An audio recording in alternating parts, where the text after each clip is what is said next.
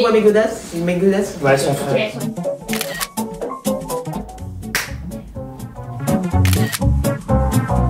Je suis Nicolas Birkenstock. Ça fait Je déjà suis deux. réalisateur et scénariste. Voilà, 8 mots. C'est lui, mais. Attends. Élise, comédienne, assise. C'est un canard. C'était pas très réussi, mais j'ai une trace super 8. Là où c'était pas mal, c'est que je mettais le masque sur la tête et je faisais un corps derrière. Donc en fait, il y avait quand même un petit peu de recherche. Moi, il y en a eu trop. Je pense que je me souviens pas d'un. Je sais pas du moment où j'ai commencé à me déguiser.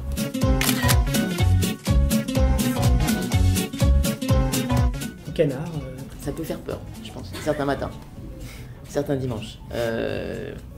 Si tu veux tout savoir de mon intimité, je dors nue. Donc je me lève et je m'habille, parce que j'ai pas... voilà. Et donc, en général, c'est un espèce d'assemblage.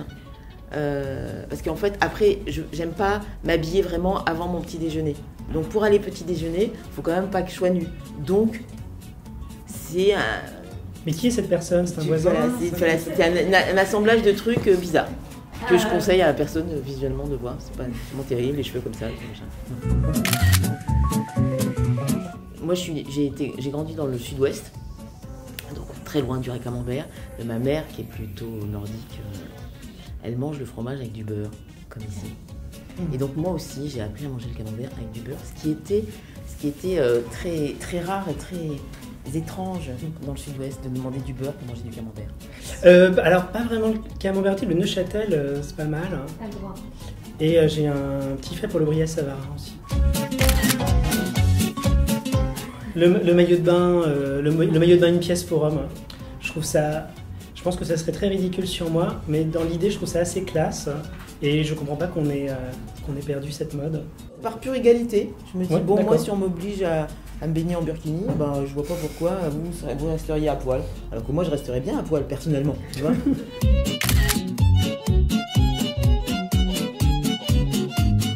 Il y en a plein. Moi, j'aurais adoré porter les robes de peau d'âne, évidemment.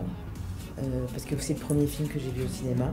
Et après, j'aurais adoré, plus tard, quand j'étais ado, les costumes de Meryl Streep dans Out of Africa. Moi, Gatsby, plus Robert ou Léo, si on veut citer des films. Et sinon, quand même, Barry Lyndon, c'est un de mes films préférés. Et Ryan O'Neal, c'est pas mal non plus. Ouais, je sais pas non plus si ça m'irait, hein, c'est pas ça la question.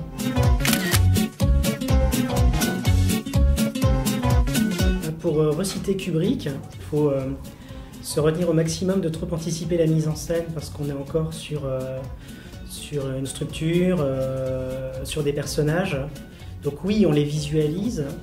Moi, j'ai l'habitude de visualiser des comédiens morts ou vivants, accessibles ou pas, pour juste avoir une boussole, voilà, pour voir le personnage. Comme je fais des choses assez contemporaines, je me projette pas non plus dans des costumes incroyables, mais par contre, s'il y a une spécificité, par exemple un personnage qui porterait tous les jours la même chose, ça peut raconter un peu quelque chose. Donc plus le principe vestimentaire que le vêtement lui-même. Dans les Robins, c'est vrai que les costumes étaient très importants.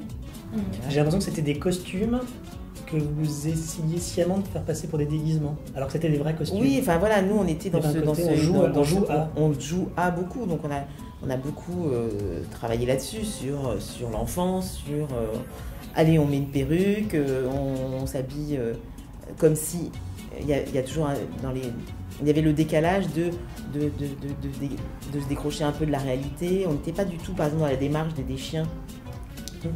Même si on pouvait avoir le même style de costume dans certains sketchs, mais c'était pas la même démarche. On n'était pas dans cette recherche de vérité, au contraire. C'était toujours un peu décalé.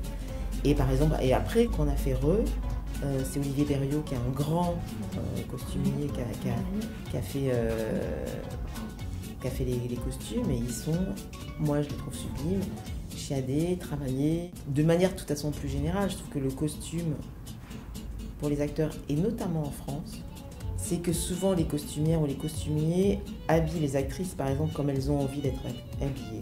Du coup, ça met toujours l'acteur un peu au-dessus de son personnage, c'est-à-dire elles sont toujours un peu trop bien habillées. Et dans la vie, Moi, je suis fille de couturière. Moi, je trouve les gens mal habillés.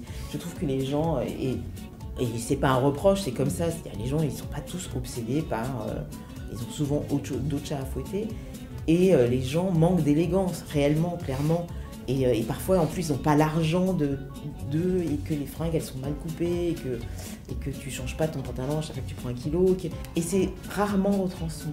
Moi, je trouve que la bonne costumière, c'est la costumière qui arrive à convaincre le gars de prendre ce manteau, il est un peu trop grand, en fait, pour lui. Ce pantalon, il fait un peu des vilaines fesses à cette fille.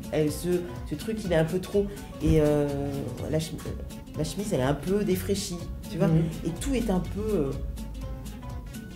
Quand c'est patiné, presque ça se voit que c'est un peu bien patiné. Je sais pas comment dire. Patiné chic. C'est patiné chic. Et je trouve que dans certains cas, même, ça dessert les personnages. Où tu te dis, mais... elle est ouvrière, mais c'est quoi cette petite robe Isabelle Marant qu'elle a sur le dos, cette femme Et puis au-delà de ça, moi, je trouve que c'est très dur d'être costumier de films contemporains. D'abord par rapport à ce que tu dis, mais aussi parce que je trouve qu'il n'y a aucune reconnaissance et vous ne verrez jamais un César du costume pour La vie d'Adèle. Mais exactement pareil alors que pour les décors. C'est un travail qui est effectivement très compliqué, mais le travail ne se voit pas. Et pareil pour le maquillage qui ne se voit pas. Moi je sais que j'ai vu un film qui va sortir, j'espère, cette année, où je joue une paysanne, donc je suis un peu de décoffrage. Et moi je m'aime pas en plus à l'image, quoi qu'il arrive. Mais je sais que j'ai appelé le chef-op et j'ai appelé la maquilleuse pour les remercier d'avoir été si bien traitée, alors que l'image est un peu... Mais je sais reconnaître, sachant que c'est une femme qui n'est pas maquillée. Donc le travail de la maquilleuse, à ce moment-là, il est invisible. Mais moi, je me connais bien.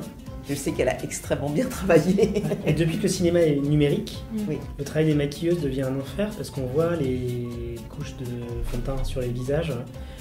Parce que tout est détaillé, bien plus détaillé que ce que l'œil humain peut percevoir. Et leur travail est devenu compliqué, même si justement pour rester discret. Alors maintenant, c'est vrai que le matériel, les textures ont changé. C'est-à-dire que quand on est passé de l'argentique au numérique, il y a eu 2-3 années où c'était vraiment compliqué, parce que tout d'un coup, on s'est mis...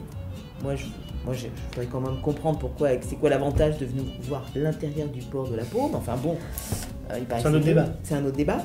Et maintenant, c'est vrai que les poudres, les crèmes, tout ça se sont adaptés à la HD, et les maquilleuses aussi. Donc elles savent mieux travailler. Et c'est vrai que ça devient compliqué. C'est-à-dire qu'il faut continuer à qu'on soit sublime. Et c'est surtout... Il faut que sinon c'est l'étalonneur qui va te maquiller, et ça c'est insupportable. Ah bah il fait pas beau. C'est une poignée de porte. Alors là, Ratrucher. C'est pas du bricolage. Recycler? Non. Nettoyer. Vider. Alors c'est vraiment... Récurer. Le racler.